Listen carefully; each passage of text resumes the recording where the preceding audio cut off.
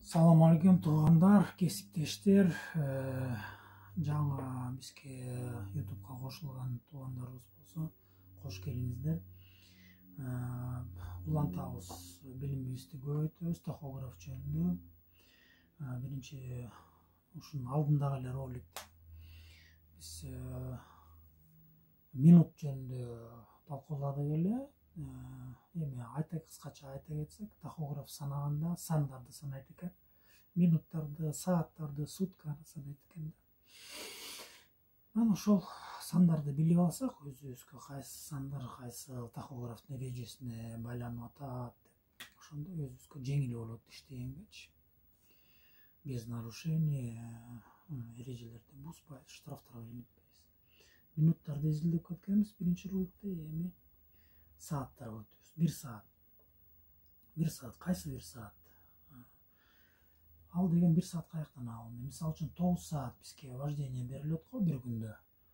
Анан точкага жете албай же погрузкага жете албай калсак, 9 саат жетпей калды да, мисалы үчүн парковкага жете албай калдык. Дагы 15 километр бар. Дагы 15-20 минут керек болуп атат. Ошондо айдай берсек, тахограф өзү билип калат да, 1 саат кошуп берет. 1 саат кошуп берет. Ошондо 10 саатка өтүп кетебиз да.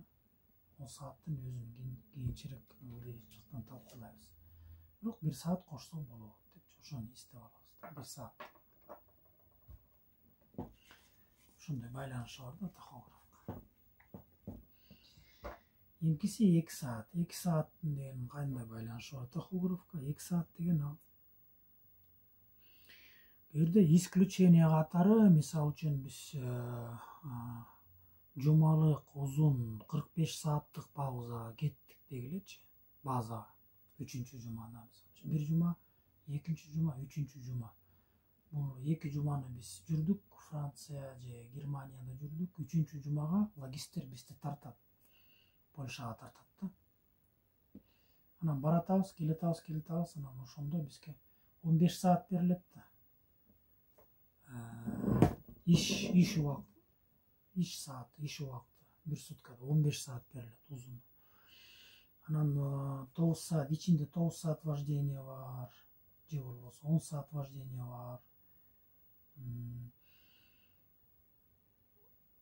Балкачалар бар, паузалар бар. Бирок баш аягы 15 саат берилет. Биз мисалы үчүн чыктык, эртеңден чыгып, анан байкап атабыз 15 сааттан чегинен чыгып кетип атабыз да, жете албай атабыз. Базага чейин бир 50 километр калды же 40 километр калды. Анан токтоп калсак, анан кийин ошол 45 саат, анан карыздар, анан 3 сутка турмак белек 20 километр базага жете албай. Ошон үчүн ошону билип, евро постановлениядан исключение катары берилген. Мисалы үчүн 15 саат чегинен чыгып баратабыз да, ошондо чыгып кетип эле айдап кетип баратабыз да. Айдай берсек, эмне болот? Нарушение болуп калат. Ошон үчүн нарушение болбос үчүн чыгып баратабыз. Биз айдабайбыз, токтойбуз, 15 сааттын эмес чегинен чыкпай. Токтоп туруп паузага өтөбүз. Паузага өтөбүз да, анан паузадан туруп коебуз. Ошондо бизге токтом боюнча 30 минут берилет. 30 минут туруп койсок эле, ошондо 1 саат кошуп берет. Жети деп коштум мында, 1 саат. 1 саат кошуп берет. Ошондо 16 саатын эле 16-чы саатта ала беребиз да, кете беребиз. Нарушение болбойт да. Кете беребиз, 16 саат, 16 саат. 16 саатта жете албай калдык деп коелучу, пробка болуп калып, же дагы бирдемке болуп калып. Же ремонт болуп калып, жете албай калдык. Эмне алабыз? Ошондо дагы 1 саат алсак болот. Кайра эле эмне алабыз алыш үчүн? Паузага турабыз 30 минут. 30 минутка паузага турганда, ошондо дагы 1 саат кошуп берет. Ошондо баш аягы 2 саат алып атабыз да. Кошупчу, могу 2 саат. Анан базага чейин аман эсен жетип алабыз да, базага коюп, анан кийин эс алабыз. 3 сутка болобу, 4 сутка болобу, карыздарды берип жатабыз. Эс алып. 2-нчи саатта жете албай калсак, 3-чү саат берилбейт уже. Ошон үчүн өзүбүздүн ишибизди, саатыбызды, кыймылыбызды ошого келтиришибиз керек да. Ошо чегинен чыкпаш үчүн, нарушение болбош үчүн. 2 сааттын байланышы тахограф ошондо 3 саат эми. 3 саат деген кандайча байланат. Тахограф боюнча бир эреже бар да, правила. 3 плюс 9 деп коет, 3 плюс 9. Ал эмнени билдирет? Мисалы үчүн иштеп атабыз күндүз. Точкага келдик. Анан точкага келип туруп жүктү түшүрөлү десек, анан күтө тургула дешти да, күтүп атабыз. Бирок балкачага коебуз, паузада турабыз да биз. Келгенде паузада турабыз. Балкачага өтө элекпиз да. Анан ошо паузада тура беребиз. Турабыз, анан 1 саат паузада турабыз, 2 саат паузада турабыз. Анан 3 саат паузада туруп, 3 сааттан паузадан чыгып кеткенден кийин мындан ары пауза уланып атат да. Ошондо биз эмне кылабыз? Ошол 3 саатты эсептеп койсок болот өзүбүзгө. Журналга, тетрадка бир жерге жазып алабыз. 3 саат пауза туруп алдым депчи, туруп койдум депчи. Журналга жазып коебуз. Мисалы үчүн саат 12 болду, 12'de туруп турмун, 3 саат 3'төн ашты, 3:30 болду, 3'төн кийинки депчи бар экен. Ал эмне берет бизге? Кандайча пайдалуу? Ошол 3 сааттык пауза запаста бар болсо, күндүз саат 3'кө чейин, берде 12'de мойда туруп койдук 3 саат. Түн ичинде биз турушубуз керек да, мисалы үчүн 11 саат. 9'тардан биз алып алдык, туруп койдук да, 3'өнү тең. Жок 9'тар бизде. 11 саат туруш керек. Ошондо бизде 3 саат запасыбыз бар болсо, мойда паузабыз. Анда эмне кылабыз? Кайра эле мойдон 11 саат эмес, 9 саат эле туруп коебуз. Ошондо тахограф кандай санайт? Ал 3 саатка 9 саатты кошот, 12 дейт. Анан 12'ni 11'ge айлантып алат. 11 дегенди тааныйт да, 11 деген пауза. 11 саат туруп коюптур дейт да. Анан могу эле 11 саат болуп калат да, кайра туруп койду депчи. Имиш болуп калат. Бирок фактически биз 9 эле саат туруп коебуз да. Ошондо 2 саат морден айырмасы 2 саат. 2 саат биз утуп алабыз да. Ошондо эртең менен 9'да жылмак болсок, саат 9 саат, биз 7'де эле чыгып кетсек болот эртерээк. Ошол 3'түн пайдасы ошо да. Күндүз 3 саат пауза бир жерден болуп калса, анда ошону пайдаланып алсаңар болот деп эстеп алгыла, жазып алгыла да өзүңөр. 3 саатты кошо. 4 саат. 4 саат кайка байланат да, тахограф. Тахограф эсептегенде, мисалы үчүн, күндүзкү вождение бар, анан кийин ночной вождение бар дейт да. Ошону эсептейт да, ночной вождение. Ночной вождениега кайсы вождение келет? Ночной вождениега 00'дон, түнкү 00'дон келип саат 7'ге чейин, 7 саатка чейин, мордо 3, түнкү 3. Ушунун баары ночной вождение. Ночной вождение. Кандайча кирип калат ночнойго? 4 саат, 4 сааттын байланышы. 4 саат. Ушул 7 сааттын ичинде 4 саат биз такай айдап калсак, бүспөй айдап калсак, ночной вождение деп эсептеп калат тахограф. Ночной депчи. Ночной болуп эсептеп калганда, анын кесепети кандай? Анда 7 сааттан өткөндөн кийин биз морден 7 сааттан 3 эле саат айдап калабыз. Эмне себептен дегенде, ночной вождение болуп калса биздики, биз 10 эле саат айдай алабыз. Полный 10 эле саат. Рабочий смена берет да тахограф.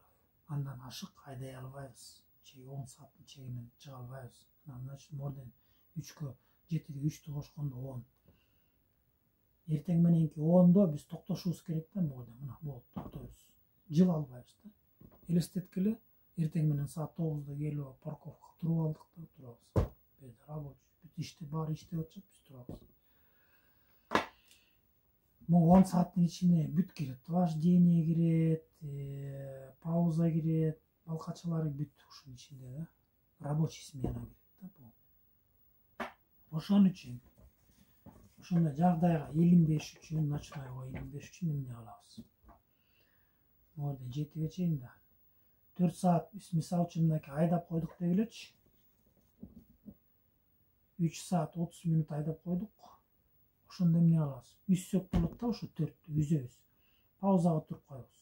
Токтодук. Келип туруп паузага турабыз дагы. 30 минут эле туруп коебуз. Тахограф берет, 30 минут берет ошо жердечи. 30 минут туруп коебуз дагы, анан кийин 30 минут тургандан кийин болду. Кайра кеттик. 3 саат 30 минут. Дагы 3 саат 30 минут болгондо 7 болот экен да. Болду, 7-нин чегинен чыгып кеттикпи, могу чыгып кетсек эле болду. 4кө жеткизбей. 3 саат 30 менен чыгып атабыз биз. Могу. Чыктык 3 саат 30 минут. 4кө жеткен жок да. Ошондо 4кө жетпесе, непрерывный 4кө жетпей калса, ночной деп эсептебейт могу. Дневной эле кете берет да. А дневной кете берсе, анда биз полный эле 10 саат эмес. 10 саат эмес биз. 15 саат иштей беребиз. 10 анан 10го баягы 10 дебедик, бирок токтоп калабыз. Ошо 10дон кайра дагы 5 саат кошобуз да. Кечки 5ке чейин иштесек болот экен да. Ошондой байланышы бар да 3 сааттын тахографка. 3+9 деген эреже. Эстеп алалы. 3+9. 3 пауза күндүзгү.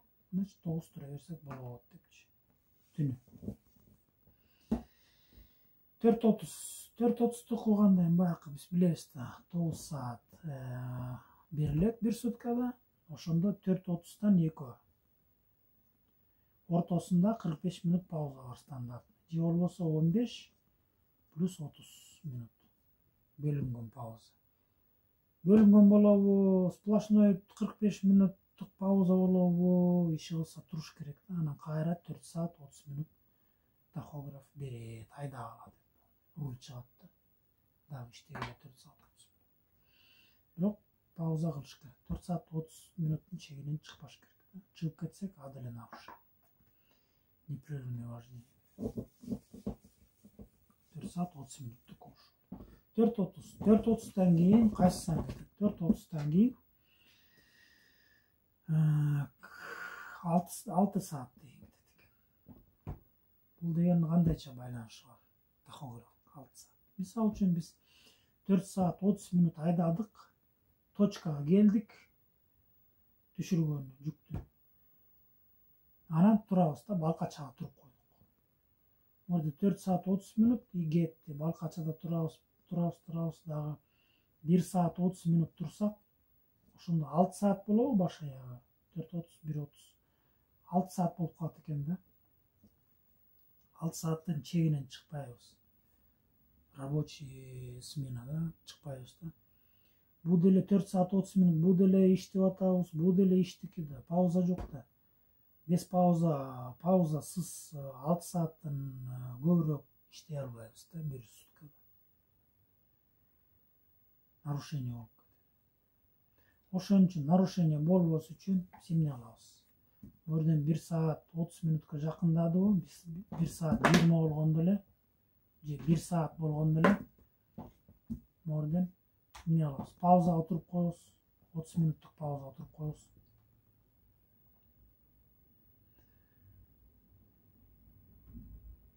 30 минуттук эсептеп алып 45ке туруп коебуз. Толук элге салбайбыз да. 45ке туруп коебуз. Ошондо жабырып кетет да. Могу 4:30, анан 1 саат 5:30 болуп калат да. 6га жетпейт да 30. Ошондо 6га жете элек. Ичинде болуп калат да, чектин ичинде. Нарушение болбой калат. Ошондо эле эстеп алсак болот, эске алып алабыз бир жолу. 6 саат дегендин байланышы ушундай. Тахограф. 6 сааттан кийин 9 саат кетет. Эми 9 саат деген байланышы кандай тахографка? Биринчиси 9 саат деген ал вождение, бир күндө 9 эле саат. Анан 9 саат деген экинчи байланышы ал пауза. Бул түнкү пауза. Түн ичинде пауза. Кыска паузасы. Түнкү. Суточный. 9 саат дегенди кош. 9 сааттан кийин 10 саат кетет. 10 саат деген кайсы? 10 саат деген ал жанагы 9 саат биз мисалы үчүн вождение кылдыкпы. Анан жетишпей калдык, же бирдемке кылдык, айдап кете берсек, мындан ары деле мынакей. 1 саат кошуп берет. Тахограф. 1 саат кошуп берет, ошондо 10 саат болуп калат. 10 саат. 10 саат айдасак болот.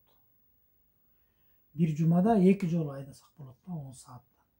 Мисалы үчүн жума күнү 10 саат, ишемби күнү 10 саат айдасак болот. А калгандары 9тан. 9, 9, 9, 9. 1, 2, 3, 4, 5, 6. 6 сутка.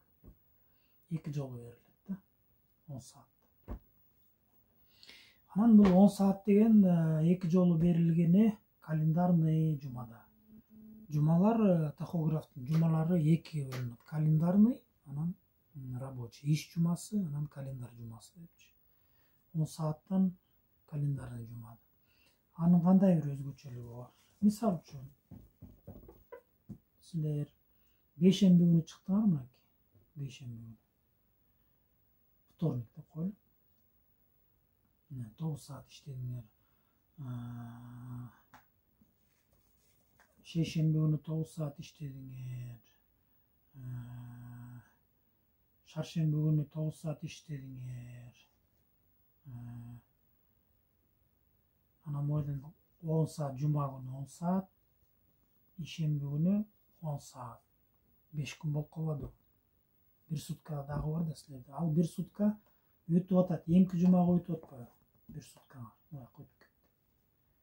Дүйшөмбү күнгө. Буяка өтүп кеткенде эмки жума уже башка календарный жума да болчу. Башка календарный жуманыкы тура берсек болот. Бу жерде 10дон 2 турдук, бу жерден 10 туруп койсок болот да кайра. Деген 3 жолу уда тургандай болуп атабыз, бирок бөлүнүп атат да, жума бөлүнүп атпайбы ошончу. Суроолор кыскасы ошо да, суроолор болсо комментарийден суроо бере бергиле, тереңирээк талкуулайбыз.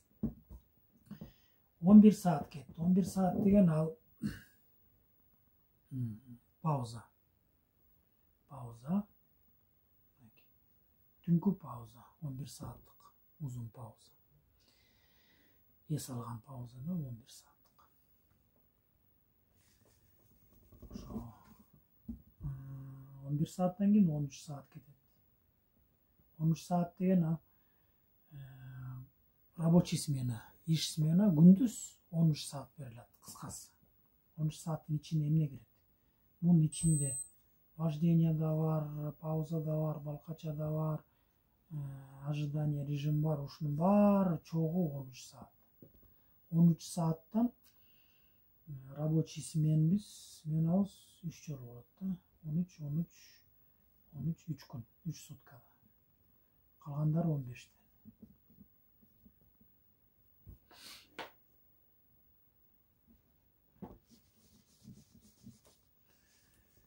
13'tük ошо, 15'tiki. Эми 15 деле ошол, 15 деген ал узун.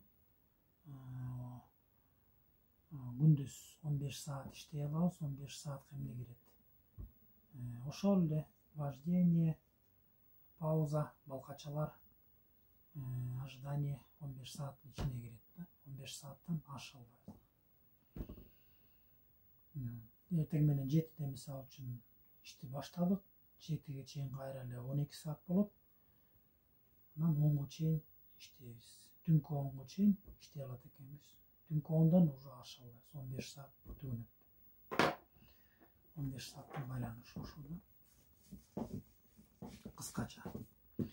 15 сааттан кийин 24 саат кетет да. 24 саат деген ал деген уже сутка, 1 сутка. 1 сутканын ичинде мындай саатты алсак 1 жолу келет. 1 12, 1 6, 1 3, 1 9. 1 жолу айланганда 12 саат, кайра 1 жолу айланганда 24 саат болот да. Ошондо 1 сутка болот.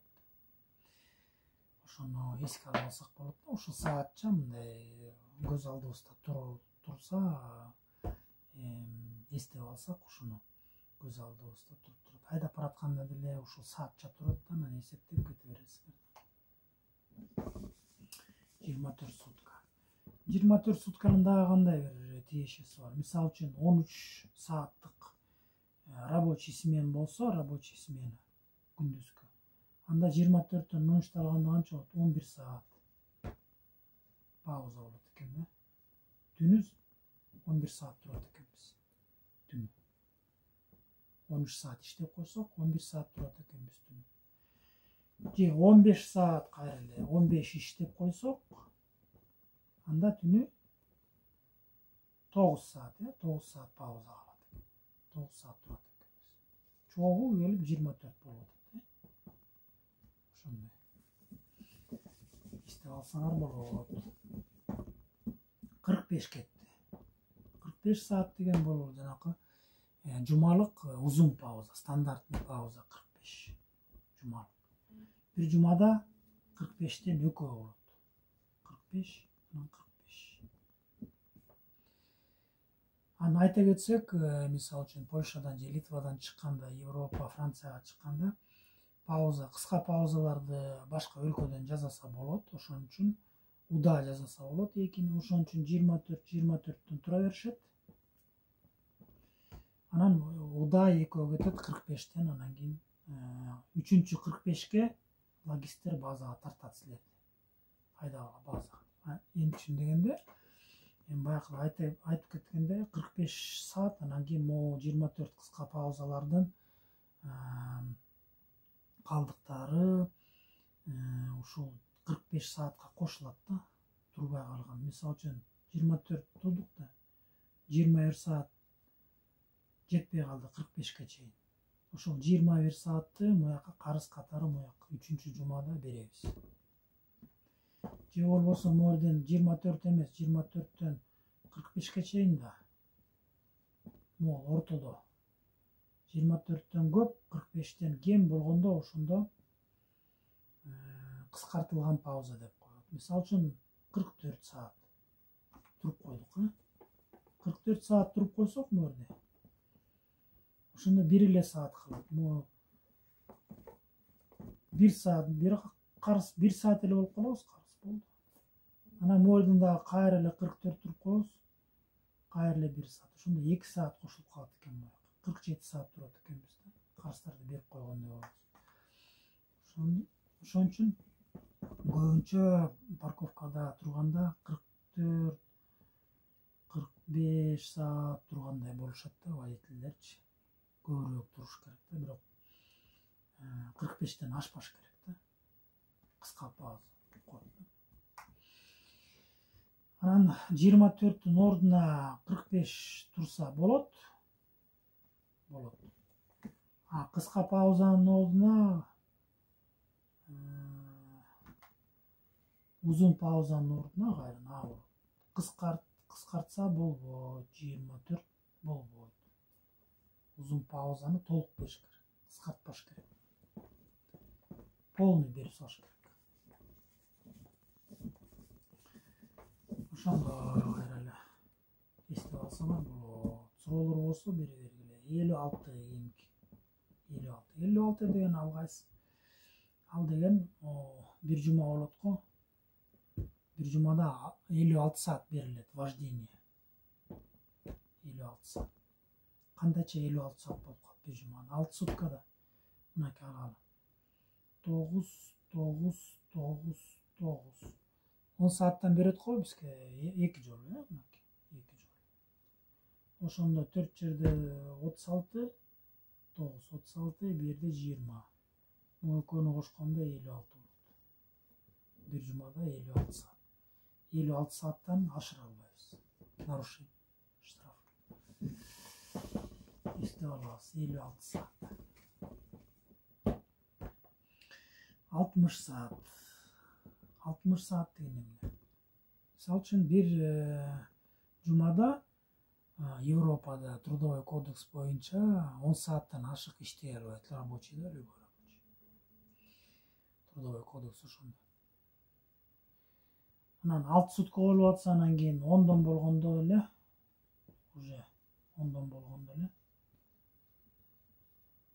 6 жерде ушунда 60 болуп атат да. 10 саатта 6 сутка 60 саат. 60 сааттан ашпаш керек да.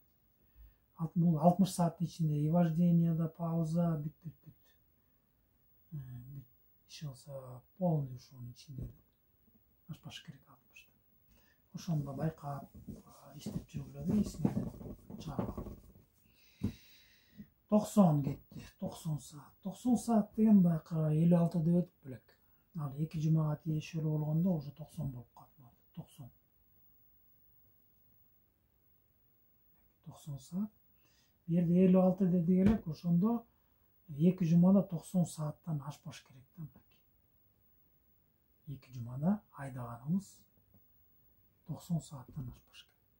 56 саат жүрүп койсок, ошондо эмки жумага 34 саат калат экен бизде айдаганга.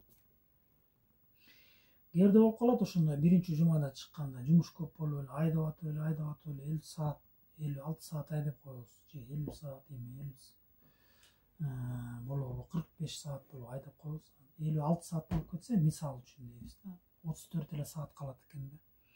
34 саат деген анан кийин 4 жерде 9 болгондо 36 да. 36. 4 күн айдасак 9дан ошондо 36 болуп калат экен даже. Даже 4 күнгө жеткизе албайбыз. 3,5 күн айдайт экенбиз. Так калган 2 күн, 2,5 күн уже айдай албайбыз, туруп калабыз. Ошон үчүн кандай кылса болот? Эгер водительдер логист жок эле өздөрү эле эсептейт, өздөрү өзүнүн маршрутун тандап, пландаштырат да, анан кийин ошондо алар 45 сааттан бөлүп коет. Кыйналбастан болду, иштей беришет да. Ушуну да эске алып алалы. 90 саат. 90 сааттан кийин анан кетти эмкиси 144 саат деген. 144 саат деген каяктан алынды? Мисалы үчүн биз чыктык.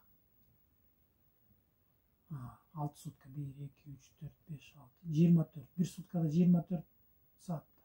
24-төн 6. 24. Да, 24. Ошондо 3.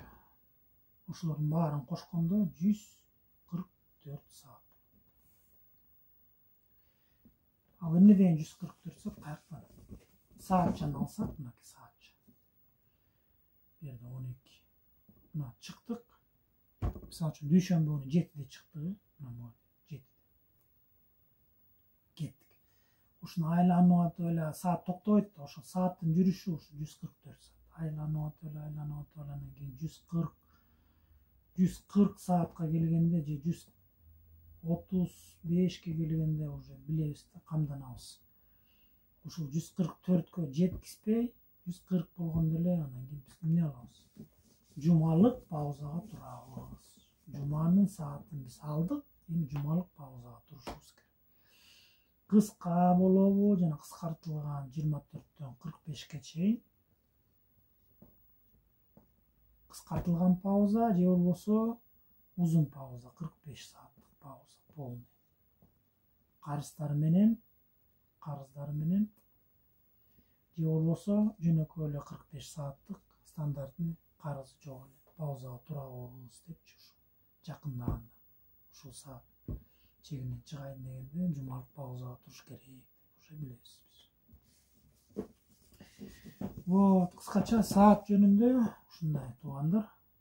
Эстеп алсак, саатчаларды эсибизге алып алсак бир жолу өзүбүзгө жеңил болот. Анан тахограф менен иштегенде уже кыска мөөнөттө эле дароо эле өзүң жеңил иштеп каласыңар да, штрафка илинбей, штраф төлөбөй, көбүрөөк финанс калат да, үйгө жөнөткөнгө, туугандарга, балдарга кам көргөнгө. Рахмат бөлгөн көңүлүңөргө. Эмкиде сутка жөнүндө талкуулайбыз да. Азыр болсо көрүшкөнчө кош болгула, ийгилик.